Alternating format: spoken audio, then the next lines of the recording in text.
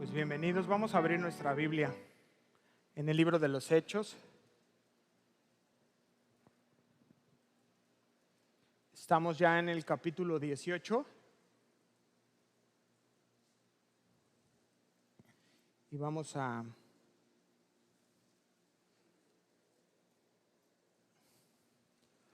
ir al verso 24, que fue donde nos quedamos la semana pasada. En el verso 23 me dice amén cuando esté conmigo.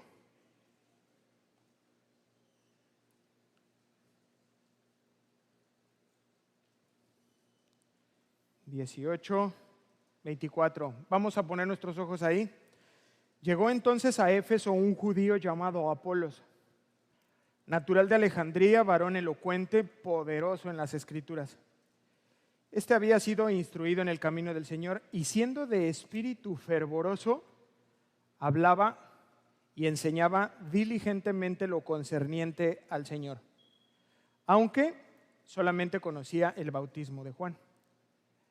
Y comenzó a hablar con denuedo en la sinagoga, pero cuando lo oyeron Priscila y Aquila, le tomaron aparte y le expusieron más exactamente el camino del Señor.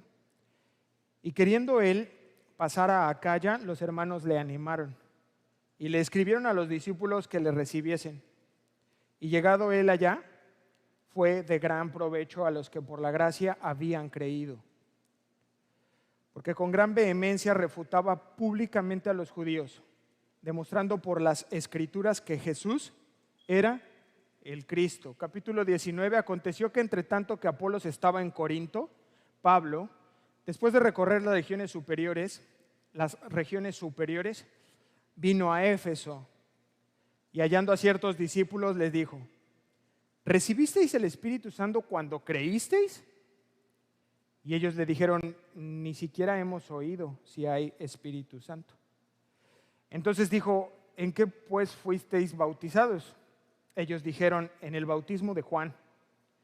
Dijo Pablo: Juan bautizó con bautismo de arrepentimiento, diciendo al pueblo que creyesen en aquel que vendría después de él, esto es, en Jesús, el Cristo. Versículo 5. Cuando oyeron esto, fueron bautizados en el nombre del Señor Jesús, y habiéndoles impuesto Pablo las manos, vino sobre ellos el Espíritu Santo y hablaban en lenguas y profetizaban. Versículo 7. Eran todos unos 12 hombres. Vamos a orar, acompáñeme por favor. Señor Dios Padre Todopoderoso, te venimos a pedir en el nombre de Jesús que reveles tu palabra a nosotros, Señor. Es hermosa tu palabra, es viva. Eso nos habla de que no cambia, de que sigue vital, sigue vigente. Es efectiva, Señor, es eficaz. Y esta mañana no venimos aquí a perder el tiempo, Señor, no venimos aquí como un ritual, sino venimos hambrientos y sedientos de escuchar tu voz, de estar en tu presencia, para que nuestro corazón pueda ser tocado, Señor, pueda ser cambiado por el conocimiento de tu palabra, Dios. Bendice pues, Señor, esta enseñanza. Te lo rogamos, te lo suplico, Padre, en el nombre hermoso de Jesús. Amén y amén.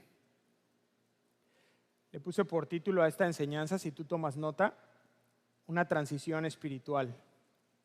Transición espiritual. Y la semana pasada estuvimos estudiando del versículo 18 al versículo 23.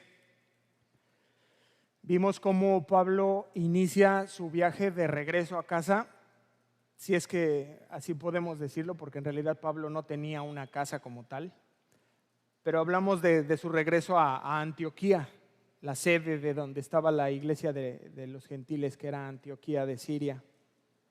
Pero había una línea, no sé si lo notó, había una línea que atravesaba toda la enseñanza de la semana pasada, y fue el voto nazareo que hizo Pablo, que había hecho para con Dios, y partimos de cuando se corta el cabello en Cencrea, que era la salida de Corinto, el puerto que salía. Toma un barco que lo lleva hasta Cesarea y lleva con él a Priscila y a Aquila y los deja en Éfeso como encargados. Y esto es bien importante, ¿eh? No lo pierda de vista, no lo olvide mientras vamos en la enseñanza de hoy. Pero finalmente llega Pablo a Jerusalén y ahí concluye su voto, tal como lo establecía la ley, para después visitar la iglesia de Antioquía. Dice la escritura que pasa un tiempo con ellos, nosotros suponemos que está platicando, les testifica todo lo que ha ocurrido en este segundo viaje misionero. Y concluimos cuando dice que inmediatamente salió recorriendo por orden la región de Galacia y de Frigia, haciendo ¿qué? Confirmando a todos los discípulos, dando entonces inicio a lo que nosotros conocemos como su tercer viaje misionero, y ahí lo dejamos la semana pasada. Y ahora sí, dicho esto, versículo 24. Llegó entonces a Éfeso un judío llamado Apolos, natural de Alejandría. ¿Ok? Durante este año es más o menos lo que se calcula que se ausentó Pablo desde que dejó Corinto y deja establecidos a Priscila y a Aquila en Éfeso. Dice el versículo que estamos leyendo que llegó un judío llamado Apolos y nos dice que es natural. ¿De dónde? ¿De dónde? Que si no les pido ayuda ya los pierdo en los primeros 15 minutos. Alejandría, de Alejandría. Alejandría era una ciudad romana y estaba ubicada en lo que nosotros conocemos hoy como Egipto. ¿Sale? De hecho era la segunda ciudad más importante de Egipto. Y hasta el día de hoy era reconocida por una cosa. ¿Alguien sabe? Una biblioteca, la Biblioteca de Alejandría. Y esto lo convertía entonces en una ciudad que era como el epicentro de la cultura, de la instrucción. Las escuelas eran como si hoy habláramos de Harvard, de Yale, de Cambridge. Es como, ¿dónde te preparaste? En Alejandría. ¡Wow! O sea, de lo mejor que había en cuanto a preparación académica era Alejandría. Mire, para entender un poco más la magnitud de lo que les quiero dar a entender sobre Alejandría, fue en Alejandría donde 200 años después de Cristo se escribió la Biblia, la Septuaginta, la versión Septuaginta. Ahí fue, que es una traducción al griego koiné, de los escritos hebreos del Antiguo Testamento. Fue ahí, para que veamos más o menos qué era Alejandría.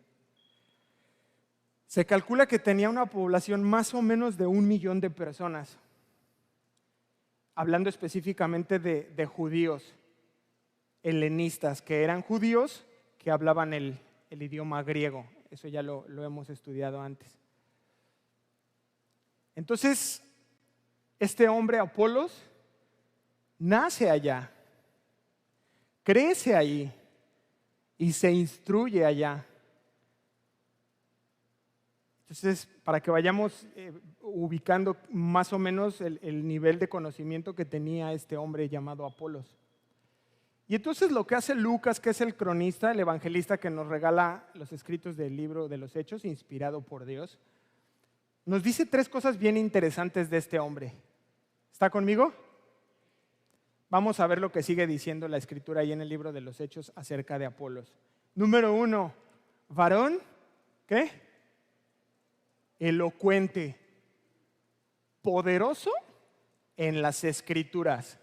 Mire, esta palabra elocuente, esa es la palabra griega logios, y se puede traducir como hombre de palabras o bien como hombre de ideas. O sea, era un hombre de palabras, era un hombre de ideas, y también puede significar persona educada. Sí macha, ¿no? Más o menos para ubicarlo. Y yo fui a la Real Academia Española y les voy a dar el significado de elocuencia. Hay 2. 1, elocuencia significa según la Real Academia Española, la facultad de hablar o escribir de modo eficaz para deleitar, conmover o persuadir. ¿Sí? Ese es el primer significado. El segundo, eficacia. Eficacia para persuadir o conmover, que tiene palabras, gestos, ademanes y cualquier otra acción capaz de dar a entender algo con viveza.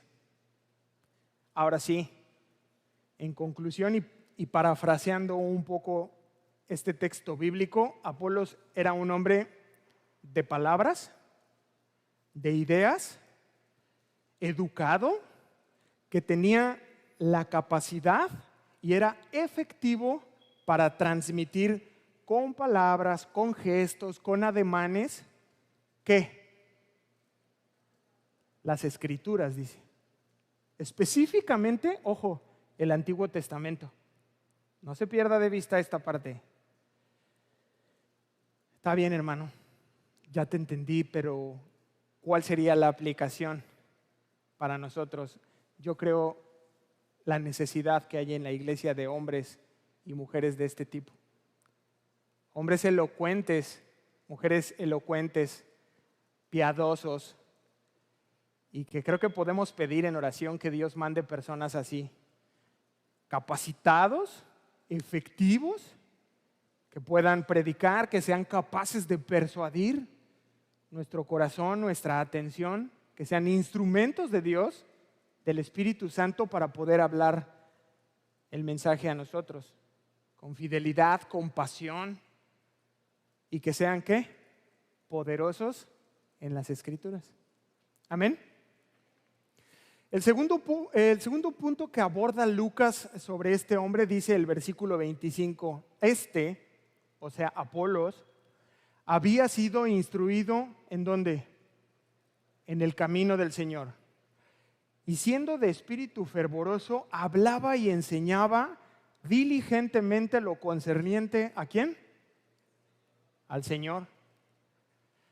Entonces ya sabemos que Apolos era un judío helenista o de habla griega, que estudió, con toda certeza podemos decir que estudió todo lo concerniente a la cultura hebrea, pero también todo lo concerniente a la cultura griega. O sea, él sabía de las dos partes y tenía un gran conocimiento. Y podemos también deducir que estuvo bajo la tutela de algún buen rabino, esa instrucción que recibió. Porque dice, había sido instruido en el camino del Señor. Pero lo que Apolos había recibido en el pasado había sido muy bueno, había sido una enseñanza muy efectiva que había durado, había sido perdurable. Y entonces lo que hacía Apolos es que combinaba este conocimiento que había recibido con la elocuencia. Y esto generaba en él algo bien especial y era un corazón apasionado. O sea, Lucas lo describe así como de espíritu fervoroso. Yo no sé en quién piense usted, pero es una acción interesante esta combinación y lo que generaba en aquel hombre. Y entonces, en consecuencia, dice que hablaba y enseñaba diligentemente lo concerniente al Señor. ¿Ok? Pero, y llegamos al pero, que es el tercer punto que comenta Lucas acerca de este hombre. Vamos a leerlo ahí en Hechos. Aunque solamente conocía, ¿qué? El bautismo de Juan. Esto es un pero. La traducción al lenguaje actual dice, sin embargo, conocía solamente lo que Juan el Bautista había anunciado. Y esto es delicado. Esto es delicado porque entonces Apolos no tenía una comprensión completa de todo lo que era el Evangelio. ¿Por qué? Porque Juan el Bautista solamente había proclamado un bautismo y era el bautismo de arrepentimiento, no el bautismo en la fe en Cristo Jesús, o sea, en su nacimiento, en su ministerio, en la muerte y la resurrección. O sea, dicho en pocas palabras, Apolos no conocía la obra del Espíritu Santo. Estaba incompleto, No que estuviera mal, estaba incompleto. Incluso podemos decir que Apolos creía que Jesús era el Cordero, que era el Mesías, y él lo enseñaba con fuerza, con pasión, con persuasión. Pero ¿sabe algo? Era una enseñanza teórica. Era como enseñar, miren, yo vengo a hablarles así con pasión y todo, 2 más 1 igual a 3. Sí, es cierto. O sea, y él lo había creído, había sido enseñado y lo creía, pero no estaba el efecto de la obra del Espíritu Santo en él. Desde el Antiguo Testamento hasta el Pentecostés, todo lo que él le enseñara era correcto y era verdad. Así lo había aprendido y lo había creído y así lo enseñaba. Estaba bien, pero estaba incompleto. Lo que Apolos enseñaba era una enseñanza simplemente oral, simplemente teórico. Él había aprendido el contenido del Evangelio, pero no estaba la presencia del Espíritu Santo. ¿Cuál es la aplicación para nosotros con esta enseñanza? Hoy en día hay puños de cristianos, hay un montón de creyentes en las iglesias, congregaciones llenas que si tú les preguntas, ¿creen en Jesús? Abraham, Isaac, Jacob, el Edén, conozco del Edén, el río Jordán, Jericó. Oye, los 4 evangelios, sí, no, Mateo, Marcos, Lucas, Juan, está la teoría. Conocemos el Apocalipsis, oh no, me encanta, y las figuras, y lo sabemos. El Gólgota, no, la cruz. Incluso pueden hablar de la resurrección de Jesús, pero ¿qué pasa? Vidas esclavizadas.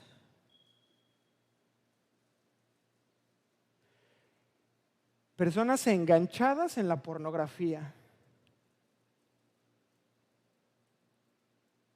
¿De qué entonces vale ese conocimiento? Si no puedo dejar de tomar pastillas para dormir. Si sigo enganchado en las drogas, sigo tomando el alcohol, no puedo parar. ¿De qué me sirve? Conozco todo esto, pero sigo siendo un perezoso. Cada espacio que hay, busco el sillón, busco recostarme, busco pararme más tarde y sigo cautivo, sigo esclavizado de esas cosas. No puedo dejar el chisme. Es increíble, me rebasa. Y sí sé todo aquello, pero no cambia mi vida. No puedo parar de criticar. Sigo esclavo del chisme y la crítica. Sigo cautivo de la homosexualidad, me rebasa. Y sí conozco, y sí lo entiendo, y sí creo en la cruz, y sí creo que murió por mí, y sí creo que me ama, sí creo que resucitó, pero no cambia en nada mi vida. Sigo cautivo, sigo esclavizado de todo aquello. Esto es un poco lo que le pasaba a este hombre. Conocía perfectamente la teoría, pero no estaba la presencia del Espíritu Santo. Versículo 26, y comenzó a hablar con denuedo. O sea, lo que tenía, el conocimiento, lo poco que él tenía, lo llevaba a la sinagoga y comenzó a hablar con denuedo en la sinagoga. Fíjese, o sea, con todo y esas limitaciones y ese evangelio incompleto, él lo llevaba adelante. Y dice que hablaba la escritura con valentía y con confianza. Eso es el denuedo, lo hacía. Sin embargo, no tenía la comprensión completa del evangelio. Y entonces sabemos nosotros que los judíos en Éfeso no rechazaron el evangelio. ¿Sí se acuerda o no? Bueno, por si no se acuerda, yo le recuerdo. Pablo llegó y les predicó. ¿Y qué le dijeron? Quédate más tiempo. No te vayas. Queremos seguir escuchando. Entonces, había una buena apertura, estaban abiertos a recibir el evangelio. Luego, cuando él se va, deja a Priscila y Aquila y los reciben bien, les dan la bienvenida. Y ahora llega Apolos. y también les predica y también lo reciben bien. Ahora, Apolos enseñaba con mucha precisión, no le quitemos valor. Había precisión en su enseñanza, tenía datos correctos sobre lo que predicaba de Jesús, sobre su ministerio, hasta donde él conocía la teoría. ¿Cuál era entonces el problema? Que él debió haber sido instruido por algún testigo que estuvo en la resurrección de Jesús. Y hasta ahí se quedó. No vaya, 1 Corintios 15:6 dice: después, hablando de Jesús, apareció a más de 500 hermanos a la vez, de los cuales muchos viven aún y otros ya duermen. Y alguien de ellos, que después se fueron de Jerusalén y que no estuvieron en el derramamiento del Espíritu Santo en el Pentecostés, seguramente fue quien instruyó a Apolos, y por eso quedó incompleta la enseñanza. Y así puede ocurrirnos, hermanos, a muchos de nosotros. Tenemos un montón de información. Conozco algunos creyentes así, que saben manejar muy bien la espada. Versiculean, son excelentes espadachines, pero ya no les puedes decir nada. Se molestan. Son incorregibles, ya creen saberlo todo.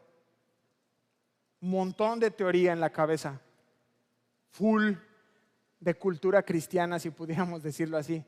No, apologética, no, yo conozco apologética y tal, y hermenéutica, también conozco un poco de hermenéutica, pero ¿qué me dices de escatología? Y le saben. Y ves poca aplicación. Ves la ausencia del Espíritu Santo en sus vidas. Pero mira, la mayor virtud de Apolos, vamos a verla a continuación. Versículo. Estoy en el 26 todavía. Pero cuando le oyeron Priscila y Aquila, le tomaron aparte y le expusieron más exactamente el camino de Dios. Antes de continuar con Apolos, fíjese qué interesante este matrimonio. ¿Se acuerda que los conoció Pablo en Corinto y que se los llevó a Éfeso y los deja ahí como responsables? Eso leímos, los dejó ahí, que se establecieran para pastorear la iglesia de Éfeso. ¿Y qué está haciendo este matrimonio? ¿Puede verlo? Están cumpliendo su función. Oye, Apolos, que está, ay no, yo voy a dormir. Que predique Apolos. No, este matrimonio entiende su llamado y están ejerciéndolo y van y están escuchando, están atentos, están cumpliendo su función. ¿Y qué pasa? Detectan que hay un error, hay una deficiencia. Ellos se dan cuenta que hay una carencia en la enseñanza que está dando Apolos, que es muy efectiva, que es muy elocuente, que es poderoso, pero que falta algo. Lo detectan ellos. ¿Y qué hacen? Hermano, no, ahí, ¿no? ¿Lo toman dónde? Aparte. Lo toman aparte, 1 y 2, le expusieron más exactamente el camino de Dios. O sea, su intervención, sígame con cuidado, no se distraiga. Su intervención es oportuna y al mismo tiempo discreta. Chéquelo bien, son dos cosas bien importantes, porque de aquí viene nuestra aplicación. Qué importante es una intervención de nuestra parte a tiempo. Diga amén. Qué importante es la intervención suya y mía a tiempo, ¿no cree? Que tú observas cosas en tus hijos y a tiempo intervienes. Tú te das cuenta, viven contigo y tú comienzas a ver conductas. No, pues que lo eduquen en la escuela, ya no hay, ya son virtuales. Ah, no, pues en la iglesia bíblica no tenemos, ni siquiera hay de jóvenes. Y tú comienzas a ver conductas anormales. Empieza a dormir de más, empieza a tener sus ojitos rojos, encuentras revistitas. ¿Sí? ¿Sí estamos o no? Y qué importante es que tú y yo podamos intervenir a tiempo. Que sea oportuna nuestra intervención. Ya ves ahí a tu esposo. Y qué importante. ¿Qué pasa? ¿Con quién hablas? Pues es una amiga. ¿Amiga? ¿De dónde? Del trabajo. Oh, qué interesante. Pero ¿qué pasa? Intervienes a tiempo. Cuando tú comienzas a ver, y esto es lo que aprendemos en esta porción, ellos están haciendo su función, y ese es el problema, que a veces dejamos de hacer nuestra función en nuestra propia vida y nos comenzamos a dar permisos de cosas y no lo detectamos en nuestro matrimonio, en nuestros hijos, y no, pues ya. Cuando nos venimos a dar cuenta, no tarde, tardísimo, ya lo perdí a mi chico. No, ahora sí, pásame el cable. Te voy a dar con el cinturón. No, amigo. Es demasiado tarde. Entonces, fíjense qué importante es esa intervención oportuna, a tiempo. Y lo otro que destaca la Escritura en esta porción bíblica que estamos estudiando es la discreción. La discreción. Número 1, la intervención. No antes ni después, a tiempo, oportuno. Pero el otro, discreción. No lo hago en público. Ven, a ver, te voy a dar, y aquí entonces lo ves y dices, ¡ay! ¿Les ha tocado así ver en algún restaurante o algo? Y ¡paz! El manazo, y tú, ¿qué hubo, señor? Tranquilo. En la cara, ¿no? Una cachetada y, ¡ay, señor! Deje que tenga 16. O cuando usted esté en una silla de ruedas, esto le va a pasar factura. No, no lo hace público, no lo hace en altavoz. Priscila y Aquila saben esperar, no son impulsivos, sino que dejan pasar el momento. Y aquí a veces existen excepciones, hay situaciones que sí se tienen que intervenir al momento, pero se tratan de manera muy particular. Pero este matrimonio sabe, están gobernados por el Espíritu Santo y saben controlarse, saben moderarse y esperan. Y ya lo apartan. Hay quienes creen que lo llevaron a comer a su casa. Algunos estudiosos de la Biblia proponen que lo llevan a comer a su casa y ahí de manera personal le exponen más exactamente el camino de Dios. Pero así como es importante Priscila y Aquila, ¿qué hay de Apolos? Vamos a voltear ahora para ver a Apolos. ¿Cómo toma Apolos esta exhortación? Porque muchos de nosotros no somos enseñables, nada enseñables, nada enseñables. Apenas se te dice algo y se te cae la cara. Algo leve, un comentario, ¡pum!, se te cuelga la cara y ya. Y yo te pregunto, ¿qué hacemos entonces en esta congregación? ¿A qué venimos? Si no es aprender, es como ir al colegio y que tú hagas la suma y te la tache el profesor y tú te enojes. Entonces, ¿a qué venimos? Pero encontramos que Apolos tiene un buen corazón. Tiene un corazón noble, un corazón enseñable, que gracias a eso le permite que Dios lo llene de su Espíritu Santo. Versículo 27, vuelvan conmigo por favor a Hechos 18, 27. No nos da muchos detalles Lucas, pero algo pasó ahí y ahorita en el 27 ya sucedió. Y queriendo él pasar a Acaya, entre paréntesis, Corinto. Después de que hablan con él, le instruyen y algo sucede en aquel lugar, él se quiere ir a Corinto. Los hermanos de ahí de Éfeso le animaron y hacen una carta y escribieron a los discípulos de Corinto que le recibieran. Y Apolos se va y llegado él allá, ¿qué dice? No los escuché.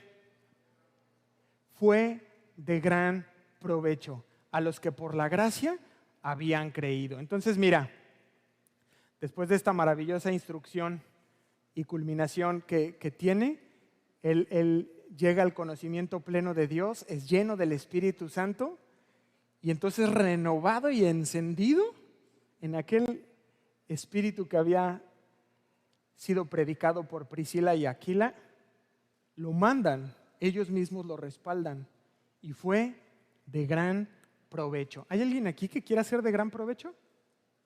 ¿Sí? Amén. Por supuesto, ahora Apolos está equipado con un nuevo conocimiento y entonces es útil en el ministerio, está pleno en Dios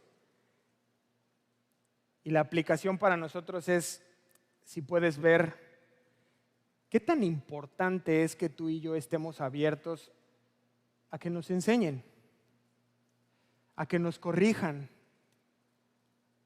Porque si tú y yo lo permitimos y nos dejamos ser enseñables e instruidos, la consecuencia es crecimiento personal. De primera mano, tú creces, yo crezco. Y entonces nos volvemos de provecho para la obra de Dios. Fíjate qué interesante y qué importante es que seamos enseñados. Sí, Sergio, pero se siente feo. Sí, no está, no es fácil, desde luego. Que no está padre, tampoco está padre. Pero que Dios nos ayude para que la siguiente ocasión que a ti o a mí nos llamen y nos comenten algo que está mal de mi carácter, de mis formas, de mi temperamento, de mi enseñanza, seamos abiertos para que yo crezca, pero para que sea útil en la obra de Dios. Amén.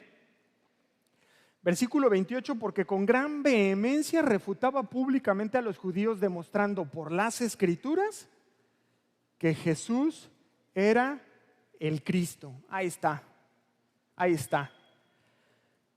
Ahora sí vemos ya a un Apolos con un amplio conocimiento del Antiguo Testamento que ya lo traía toda su infancia y ahora pleno en el conocimiento en Jesús. Era una bomba aquel hombre. ¿Y sabes qué? Explota contra aquellos judíos incrédulos que estaban con él allá en Corinto y que querían ponerse a debatir con él. Y entonces dice que con gran vehemencia refutaba. Esto quiere decir vigorosamente. Mire, quedó de tal manera preparado Apolos por la presencia del Espíritu Santo en su corazón que impresionó a aquella iglesia en Corinto tan profundamente que podríamos decir que alcanzó la talla de Pedro y de Pablo. Así quedó. A tal punto que yo creo que debió de entristecerse su corazón. No vayan, se los voy a leer, Primera de Corintios 1:12. Dice, porque he sido informado acerca de vosotros, hermanos míos, por los de Cloé, que hay entre vosotros contienda. Quiero decir, que cada uno de vosotros dice, yo soy de Pablo, y yo de Apolos, y yo de Cefas, o sea, Pedro, y yo de Cristo. O sea, quedó Apolos de tal talla que lo comparaban con Pedro. Y obvio esto, les digo, yo creo que él se entristeció porque la iglesia se confundió, ¿no? No, yo soy de Chuy Olivares. Y no, yo soy de... Y entonces es como, no, Apolos, no, ¿qué les pasa? Y conocemos que Pablo lo reprende y le dice, a ver, yo sembré y él regó, pero Dios es el que hace crecer. Pero para que veamos qué tamaño. Porque a veces, mire, le voy a leer un comentario de un hombre que fue usado por Dios para un avivamiento histórico que se llama Charles Finney, y él decía esto: los grandes sermones llevan a la gente a alabar a los predicadores, mas la buena predicación lleva a alabar al Salvador. Amén. Y ahí lo dejamos. Vamos a dar un giro junto con Lucas, capítulo 19, versículo 1.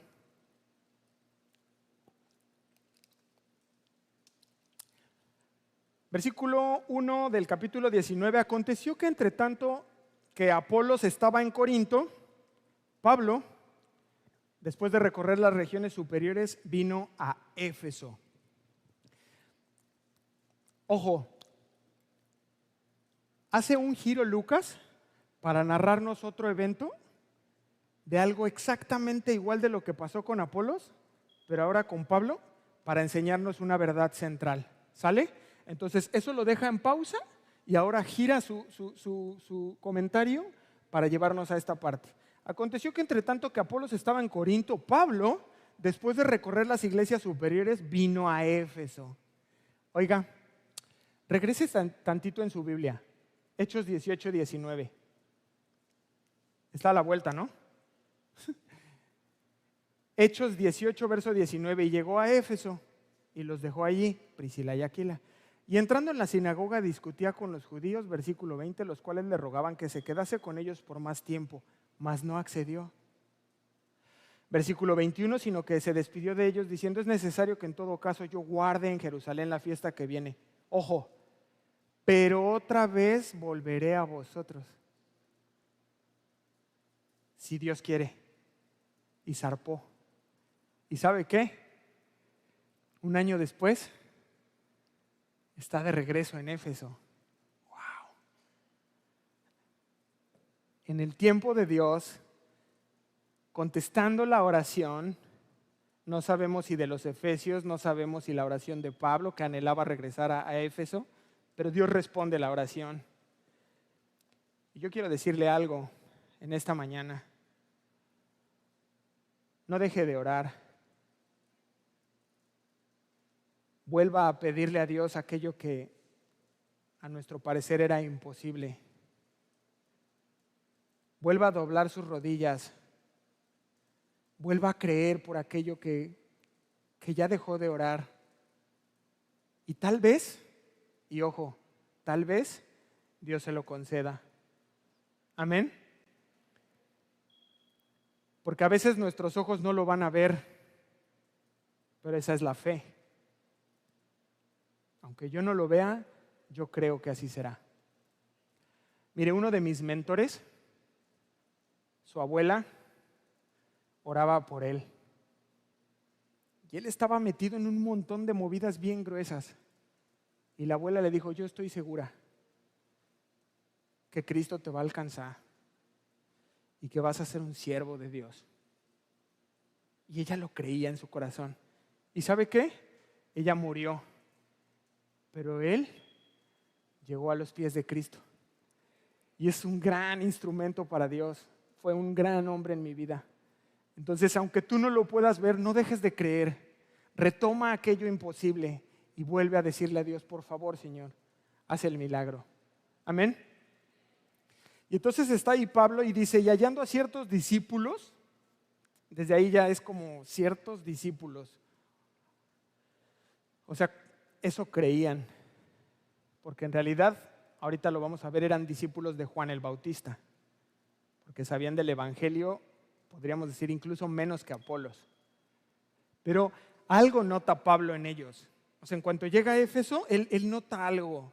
No sabemos si su porte, tal vez su conducta, pero algo nota Pablo en ellos e inmediatamente se les acerca. Versículo 2, Hechos 19, 2, les dijo: ¿recibisteis el Espíritu Santo cuando creísteis? Y ellos le dijeron: ni siquiera hemos oído si hay Espíritu Santo. Date cuenta de algo bien importante, y es la pregunta. Las preguntas siempre van a revelar a nosotros la verdadera condición de una persona. Y en ese momento, Pablo es como, ¿cómo? Se le enciende su luz ámbar, ¿no? No sé si lo logran ver conmigo, pero dice, los ve raros. Dicen que son discípulos, entonces les llama, les dice, oye, a ver, tengo una pregunta para ustedes. Son 12. Con eso vamos a cerrar hoy. Son 12 hombres o 12 personas. Les llama y les hace una pregunta y les dice, oye, ¿recibisteis el Espíritu Santo cuando creísteis? Y ellos dicen, ni siquiera hemos oído hablar del Espíritu Santo. ¿Qué? Y entonces pasa, versículo 3, entonces otra pregunta. Entonces dijo, ¿en qué fuisteis bautizados? Ellos dijeron, en el bautismo de Juan. Esta segunda pregunta ya le revela a Pablo la verdadera condición de estos santos del Antiguo Testamento. Igual que Apolos, tenían un conocimiento incompleto hasta Juan el Bautista. Les faltaba ese conocimiento personal del Dios vivo. Entonces, versículo 4, dijo Pablo, a ver, les explico. Juan bautizó con bautismo de arrepentimiento, diciendo al pueblo que creyesen en aquel que vendría después de él, esto es, en Jesús, el Cristo. En este momento Pablo, aunque no se había escrito, lo que tiene en mente es lo que sucedió en Mateo 3, 1, 2. No vaya, se lo voy a leer. En aquellos días vino Juan el Bautista, predicando en el desierto de Judea y diciendo, arrepentíos, porque el reino de los cielos se ha acercado. Y aunque no estaba escrito el Evangelio de Mateo, esto es lo que tiene él en mente. Y les dice, a ver, espérenme, Juan bautizó para arrepentimientos. Esto quiere decir que él estaba allanando el terreno, estaba preparando los corazones de todas aquellas personas. Lo que estaba haciendo era una convocatoria. ¡Hey, vengan y arrepiéntanse! Porque detrás de mí viene uno que ni siquiera soy digno de... ¿Sí? ¿Se acuerda? Eso era el bautismo de Juan. Y Pablo ve que está incompleta esa enseñanza. ¿Y qué hace? ¿Los deja ahí? No, los toma y les enseña. Y culmina con Jesús como el Cristo. Y entonces la luz llega al corazón de aquellos hombres y se da esa unión por la fe en Cristo Jesús. Versículo 5. Cuando oyeron esto, fueron bautizados en el nombre del Señor Jesús. Entonces, fíjate, el gran valor de la instrucción. Qué importante es la instrucción. Porque número uno, puede no existir. No hay instrucción, no hay enseñanza y eso es muy grave. Pero puede existir instrucción y estar errada. Y eso es todavía más grave. O el tercer camino o la tercera opción es que exista instrucción, pero esté incompleta. También es malo. Dice un comentarista, J. Bake Lightfoot, que existían este grupo de seguidores de Juan el Bautista aún en el siglo II después de Cristo. O sea, 200 años después de todo esto y seguía habiendo grupos de creyentes que se habían quedado incompletos hasta el bautismo de Juan. Entonces, fíjese usted qué importante es la instrucción. Y Pablo lo detecta, complementa y llegan al conocimiento pleno de Dios. Versículo 6. Bueno, los bautizaron. ¿Cuántos estuvieron la semana pasada con nosotros? Los que se bautizaron, pues alcen la mano también. Tuvimos nuestros bautismos, fue muy especial. Le mandé nuestro video al pastor Chu y a ellos, estaban muy contentos. Y entonces llegan al conocimiento pleno, los bautizan en el nombre del Señor Jesús y versículo 6, habiendo impuesto las manos y habiéndoles impuesto Pablo las manos, esto era una señal de compañerismo, era una forma de decir bienvenidos. Recordemos que Pablo no imponía con ligereza las manos. Entonces, una vez que habían llegado al conocimiento pleno de Dios, les impone Pablo las manos, ora por ellos y dice la Escritura, vino sobre ellos el Espíritu Santo y hablaban en lenguas y profetizaban. O sea, estaban experimentando algo así como un mini Pentecostés. O mejor dicho, el Pentecostés los alcanzó. Y comenzaron a hacer suyas las bendiciones que Dios había prometido. Ya no más de oídas. Y terminamos con el versículo 7. Eran hombres. Conclusión, hermanos. El día de hoy pudimos estudiar dos historias de un conocimiento hermoso de Dios, porque había tocado su vida, porque los había cambiado, tanto a Apolos como a estos 12, pero estaba incompleto. Ambas historias nos dejaron ver lo mismo, estaban incompletos.